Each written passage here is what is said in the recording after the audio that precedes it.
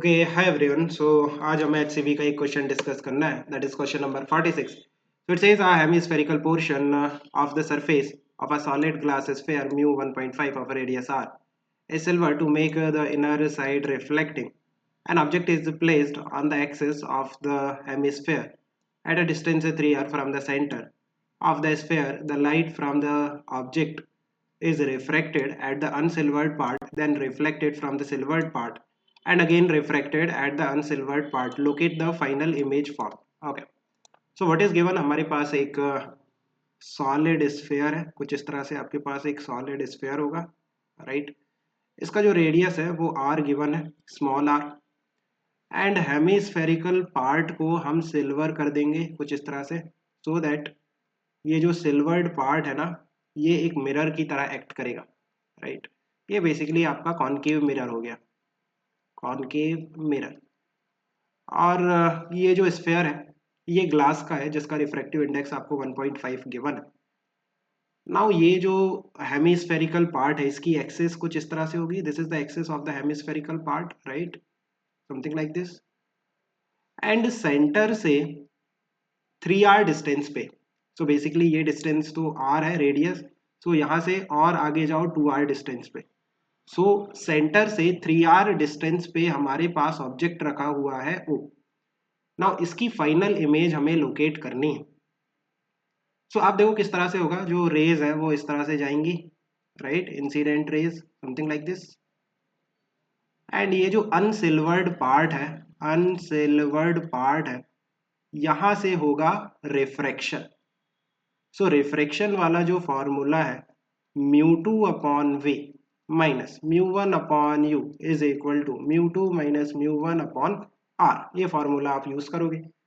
Mu two that is refractive index of the medium, जिस medium में rays जाएंगी, so that is 1.5 है ना, डिवाइडेड बाय वी, वी तो एज इट इज रहेगा, हमें फाइंड आउट करना है, माइनस म्यू वन जिस मीडियम से रेज आ रही है उसका रिफ्रैक्टिव इंडेक्स, तो यहाँ पे एयर है और उसका रिफ्रैक्टिव इंडेक्स 1 होता है, सो 1 divided by you, you means object का लोकेशन। आप देखो हमें पहले डायरेक्शन भी डिफाइन करना पड़ेगा। बेसिकली जिस डायरेक्शन में आपकी इंसिडेंट रेज जाती हैं वो डायरेक्शन होता है पॉजिटिव, सो ये डायरेक्शन होगा पॉजिटिव, और उसका अपोजिट वाला जो डायरेक्शन होगा वो होगा नेगेटिव। और बेसिकली काइंड ऑफ ये जो सरफेस है यहाँ पे आप लोगे origin, X is equal to 0 you can say, right. So जो u होगा वो नेगेटिव होगा, कितना होगा, -2r। सो u की वैल्यू हो गई -2r, that is equal to mu two minus mu one 1.5 minus 1 divided by r। इस सरफेस का जो रेडियस ऑफ कर्वेचर है r, दैट इज पॉजिटिव है ना, पॉजिटिव है, so that is small r। तो यहाँ से देखो 1.5 डिवाइडेड बाय v, ये कितना हो गया, +1/2 small r, that is equal to 0.5 small r, और you can say 1/2 small r। सो ये 1/2 स्मॉल r कैंसल हो गया, so what you are getting 1.5 divided by v is equal to 0। It implies v is equal to infinite. It means जो image बनेगी वो infinite पे बनेगी। इसका मीनिंग क्या होता है कि जो रेज है वो इनफाइनाइट पे जाके मीट करेंगी। रेज इनफाइनाइट पे जाके कब मीट करती हैं, जब वो प्रिंसिपल एक्सिस के पैरेलल हो जाती हैं। बेसिकली जो रेज है ना रिफ्रैक्शन के बाद पैरेलल हो जाएंगी, राइट, सो वो इनफाइनाइट पे मीट करेंगी, और यू कैन से कि जो इमेज बनेगी वो इनफाइनाइट पे बनेगी। सो आप देखो कि अगर हम एक फ्रेश डायग्राम ड्रॉ करते हैं, सो कुछ इस तरह से होगा। ये आपके पास स्फेयर है, ये आपका सेंटर है, ये आर है, और ये आपकी एक्सिस थी। 2r डिस्टेंस पे आपने ऑब्जेक्ट रखा हुआ था, समथिंग लाइक दिस, ये ऑब्जेक्ट O है। रेज इस तरह से जाती हैं, एंड रिफ्रैक्शन के बाद क्या होता है कि वो प्रिंसिपल एक्सिस के पैरेलल हो जाती हैं, something like this, right. So that कि आपकी जो इमेज बनेगी ना वो इनफाइनाइट पे बनेगी। इसी यही मीनिंग होता है इनफाइनाइट पे इमेज बनने का, कि जो रेज है वो प्रिंसिपल एक्सिस के पैरेलल हो गई हैं, सो वो काइंड ऑफ इनफाइनाइट पे मीट करेंगी और वहां पे इमेज बनेगी। नाउ व्हाट विल हैपन, ये जो रेज है इस सिल्वर्ड पार्ट पे जाएंगी, राइट, और सिल्वर्ड पार्ट पे इस तरह से पैरेलली जाएंगी। सो ये जो सिल्वर्ड पार्ट है बेसिकली ये एक कॉनकेव मिरर है। सो कॉनकेव मिरर में जब जो रेज है वो प्रिंसिपल एक्सिस के पैरेलल आती हैं, सो कहाँ पे मीट करेंगी, उसके फोकस पे। सो उसके फोकस पे समथिंग लाइक दिस यहाँ पे आके मीट करेंगी। नाउ जो फोकस होता है वो रेडियस ऑफ कर्वेचर बाय 2 होता है, सो यू कैन सी कि ये जो कॉन्केव मिरर है इसका जो रेडियस ऑफ कर्वेचर है वो तो स्मॉल आर ही होगा। सो ये जो डिस्टेंस निकल के आएगा ना, ये डिस्टेंस आएगा आर बाई टू, है ना, जो फोकस होता है वो आर बाई टू पे होता है। सो यहाँ पे काइंड ऑफ आपके पास एक इमेज बन जाएगी, let's say I1, but what will happen कि जो रेज है वो फर्दर और आगे जाएंगी ना, यहाँ पे स्टॉप थोड़ी ना होंगी, जो रेज है वो ऐसे करके और आगे जाएंगी और ये रेज भी इस तरह से और आगे जाएंगी।